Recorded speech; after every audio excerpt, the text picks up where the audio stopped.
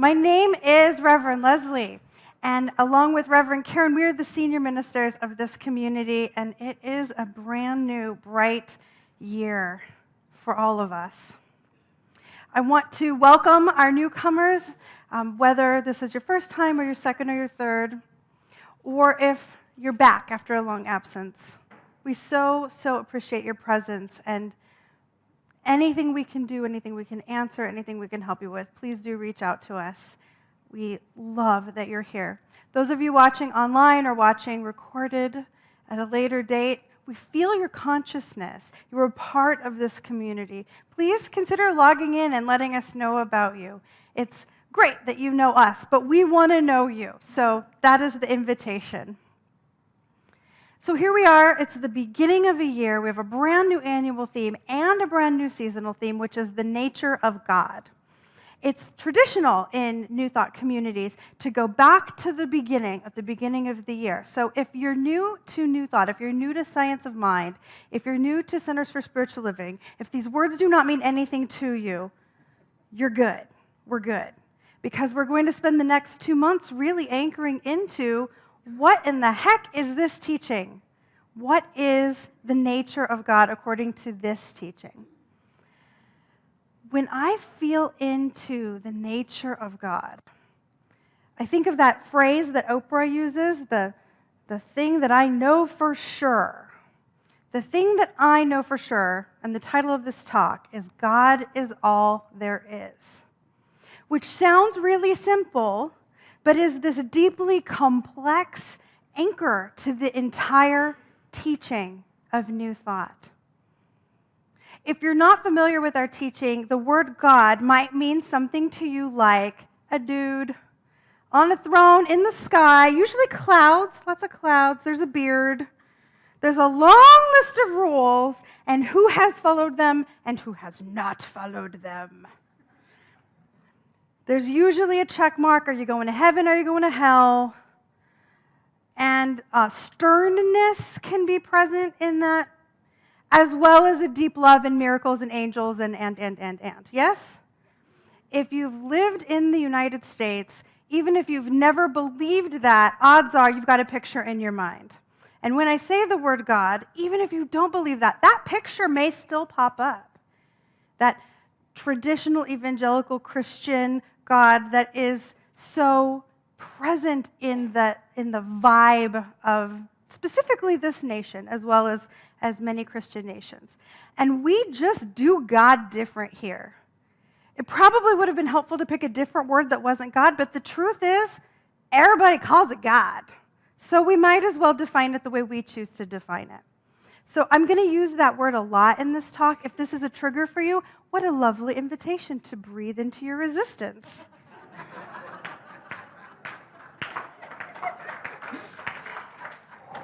We're all going to breathe together and we're all going to get through this. When we're talking about God in Science of Mind, we're talking not about a person, not about a personality. Therefore, it cannot have a gender. I mean, you can lean into the masculine of it and the feminine of it and the neutral of it, sure. We can call it him, we can call it her, we can call it it, we can call it they. But the idea is we're using words that are comfortable to us, not to God. God doesn't have a preference. It literally can't care because it isn't built to care. It is an energy, an essence, and a building block. And literally, everyone and everything is made of it. Why? God is all there is. The inherent flip of that is there's nothing else to be. Breathe it in.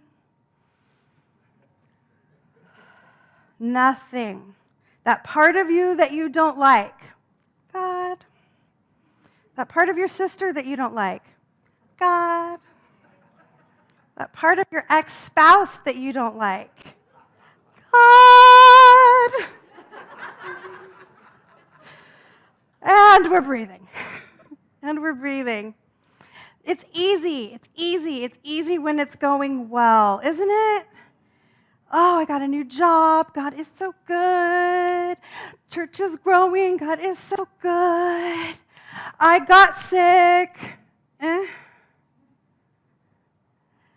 Every foundations class, we go through the following conversation. Those of you who are going into foundations next week, get ready for the following conversation. God is all there is. What about serial killers? God is all there is. What about child molesters? God is all there is. What about that horrible, horrible thing that happened to me? Are you saying that babies deserve cancer? It's heavy, right?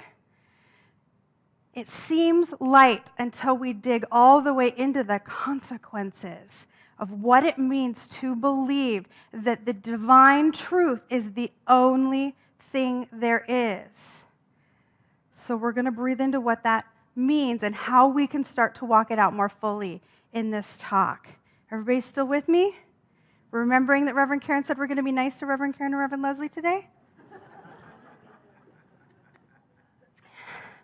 When things start going against us, when we start feeling yucky, there's a tendency to forget that this is the truth.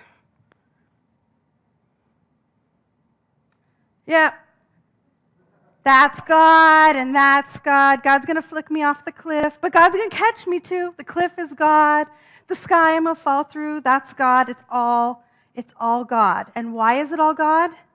Because there's nothing else to be. It may not be the form of God that I would particularly prefer to be viewing this day, but we all want there to be a sky, right? We like cliffs. Cliffs are pretty. We want to be able to move, and we want to know that we'll be caught. We don't always get to pick exactly where those things show up or the order in which they happen, but it's all God. We don't get some of the universe and not the rest of it. We just don't. We are divine beings in human bodies, and we get it all. We get it all. Luckily, built into that is the capacity to handle it all, so isn't that lovely? This idea that God is all there is can be super awesome, and it can suck. And it's okay. It's okay because we are human beings and we get to have those experiences. But there are reasons it's hard, and there are reasons that it's awesome, and there are ways we can use it. So that's what we're going to talk about today. Why is it so hard to believe that God is all there is? Well, just right now, literally right now, Australia is on fire. There's violence in Iran. There's violence in temples all across the world. The president's being impeached, plus whatever's going on in your world. Plus 57,000 other things that I didn't listen to on the news yet this morning because I was busy praying in this service. Life is happening at a pace that is hard for us to absorb, and to look at a fire burning that is so large it is equivalent to the length of Boston to New Mexico, with no sign of stopping, with 3 million animals killed so far, and 8 people. God is all there is. I sometimes struggle to see God in that. That's hard. Hearing about shootings in synagogues, that's hard. There's God in that. I have a master's degree in this stuff, and it's still hard for me. I cannot even imagine how hard it is for each beloved in this room and on screen to absorb that. This teaching is not about pretending that isn't happening. We don't turn away from the condition and pretend, la la, there's no fire in Australia. I don't live on that continent, so I don't have to know about it. We look right at it and through it to see the truth. But it can be tempting instead to blame it on something else and say, not today, Satan.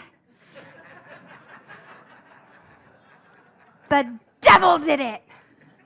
The politicians did it. The bad people did it. The people who vote differently than me or pray differently than me or think differently than me, they did it.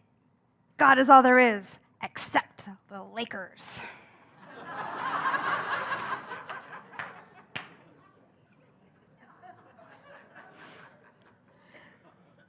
It's hard to focus on God as all there is because it doesn't leave us anyone to blame. It doesn't give us anybody to blame. It doesn't give us anybody to fob off our little excuses on, devil made me do it.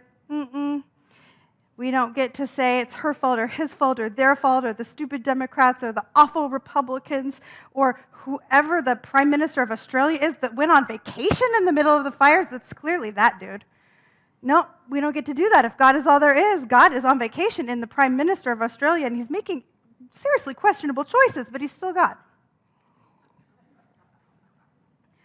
It means there are no external quick fixes. We all have our favorites. Anybody geographical cure? I'll just move to Chicago. The men there are much easier to date. I've been to Chicago. No. There's no ability to say, it's just because she's so toxic. Those toxic people. Gotta get away from the toxic people. I know this one's pushing buttons. We're still breathing, right? Sure, there are people who are exercising unhealthy behaviors. Sure. But we don't get to blame them as the bad cause of not God in that situation because God is all there is. There isn't anything else. There are people who have forgotten or maybe never knew that they were expressions of the divine. There are people that are behaving in ways that do not feel very divine, but there's nowhere outside of God to be. Oh, so if I want my life to be different, you're telling me I have to make my life different? Me, I have to do it. I can't blame them. I can't make him do it. I have to be different. But that's hard. People ask me all the time, this is the best teaching in the world. Why is this place not exploding with people? That thing that I just said is why. Because it's hard. Because we can't give you a list of 10 things to do and then you'll go to heaven no matter what. We can't give you a list of people to hate to make yourself feel like this is easy. Because everything is God. And we are the ones that change ourselves to change our experience. So if there's a toxic person, I've been listening to Eliza Schlesinger, the comedian's audiobook, and she makes these funny voices. And so I just keep hearing the toxic. It's just because they're toxic. And she makes these little, it's just because they're toxic. Yeah, there are people that act in ways that we wouldn't choose, sure. But if we want our life to be different, sitting around martinis with our girlfriends talking about how much they suck is not going to shift our experience. I tried. A couple times. Like my entire 20s. And last week. So here's the deal. It's also awesome. It's also awesome to know that God is all there is. Because if we follow the logic, God is all there is because there's nothing else to be. So everything is made of God. I exist. So I am made of God. You with me? God is omnipotent, omniscient, and omnipresent. Has access to every solution. Impacts the minds of everything through its one mind. You with me? God is in me. I'm made of it, yes? My mind is of the mind of God, yes? I have to take responsibility for my life, but I can take responsibility. I can. Anything we fix in God, anything we change in God, really actually changes. I have power, real power, to change my life, which is so different than not today, Satan. where there is stuff coming at me, trying to harm me, trying to hurt me, trying to take what's mine. Instead, I have to do the work, but I can change my life in any way that I choose because my mind is in the mind of the one that touches everything, all the things. It's big. Sometimes I have people say, New Thought is so egotistical. I'm God. Well, here's the flip of that. So's Karen, so's Ron, so's Rick, so were all of you, so was everyone watching, so was everybody you know.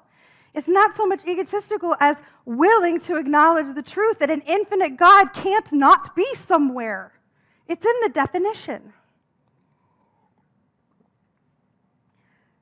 I have a phrase that I love that Jeff Hargis hates. I'm so sorry, wherever you're standing. I didn't come up with it. It's one of those true truths that all the teachers share, and it's how I do anything is how I do everything. So if I'm lazy with my closet organization, odds are I'm lazy in my relationships. Again, but it's hard. If I am respectful with my mother, odds are I'm respectful with my employees. Yeah? And it works in this context too. What I fix anywhere, I'm fixing everywhere. Where I'm healing my fear of heights by jumping out of an airplane, you can pick an easier one. I am fixing my fear of being wrong. Where I'm fixing my need to control what happens in a committee meeting, I'm fixing my need to control my husband.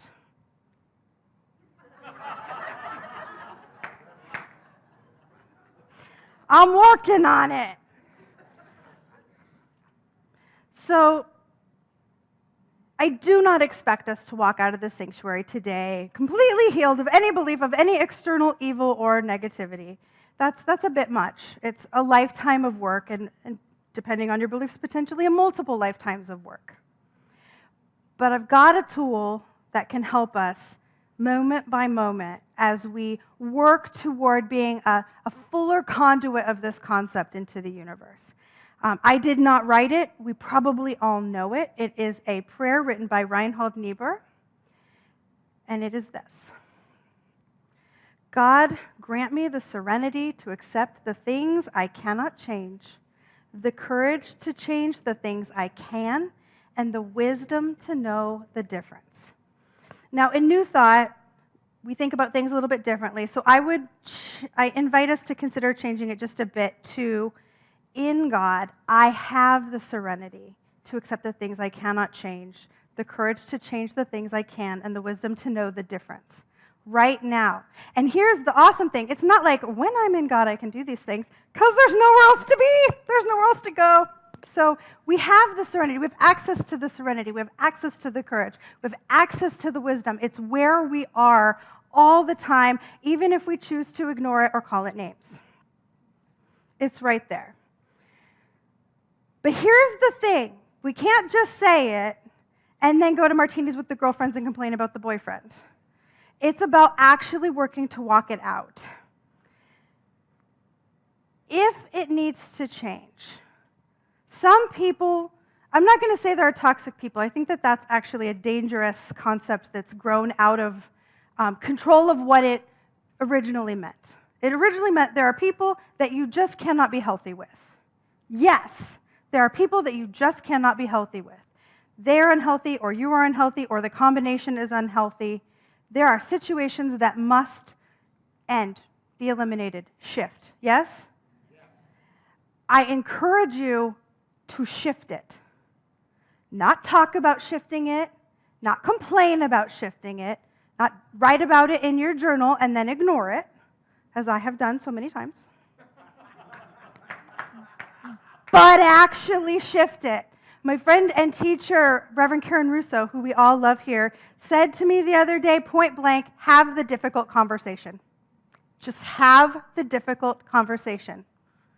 Don't worry about it for 6 years and live through the consequences of not taking personal responsibility.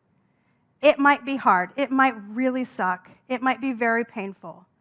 Have it. Change your life. Shift it. Leave the situations that aren't working. I stayed in a job for 3 years that I hated. It had been a job I loved.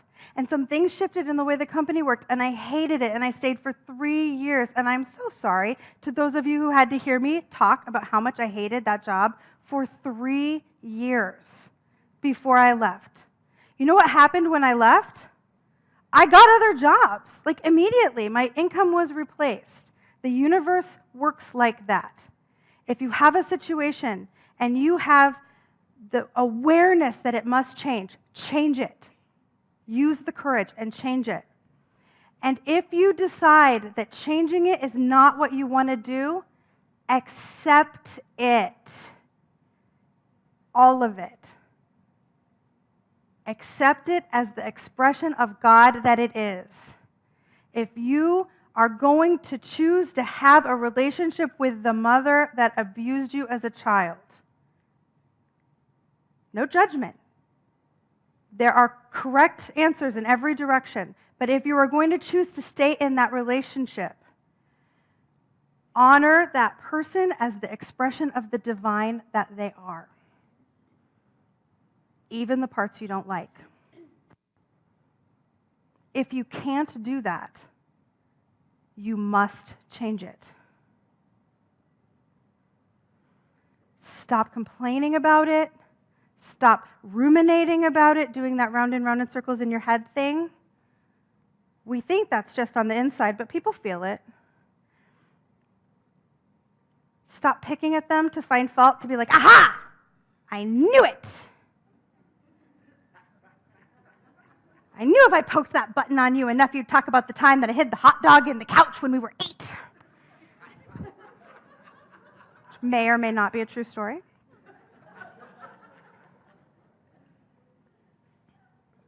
And use what you've got. Use the power of the divine that is inherent inside you to heal the situation. I mean, we talked through it, right? God is all there is. God has answers to everything. I am made of God. My mind is in the one mind. I have the power of the divine within me. And therefore, anything that God can heal, I can use the energy of God to heal. What does Ernest say? There's a power for good in the universe that is greater than I am, and I can use it. Use it. Use it. Ernest said, you are in God mind, you are of God mind, you are God mind made manifest. That's the only truth. That's the only truth. So I'd like us to conclude by putting up the slide of the New Thought version of the Serenity Prayer again, and let's read it together. In God, I have the serenity to accept the things I cannot change, the courage to change the things I can, and the wisdom to know the difference. Let us anchor that in prayer. I invite the ministers in service and the practitioners of religious science to stand with me, to hold the consciousness of this prayer. So good it is to lean into the wisdom of the one that is always right where we are, to recognize that there is no part of us that is not God, and no part of God that is missing in us. That's what it means when we say we are whole, perfect, and complete. Everything we need is right here.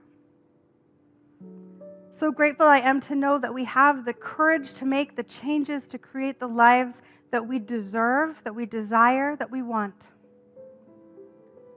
So grateful I am that we have the serenity to look in the face of things that might be challenging and know God, see God, find God in them.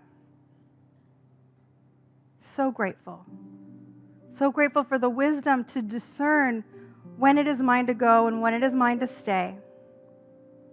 When it is mine to heal with someone and when it is mine to pray for their healing from afar. so grateful. And so I know we are each blessed and honored and loved beyond all human understanding as the expressions of God that we are. And I call it good. And so it is.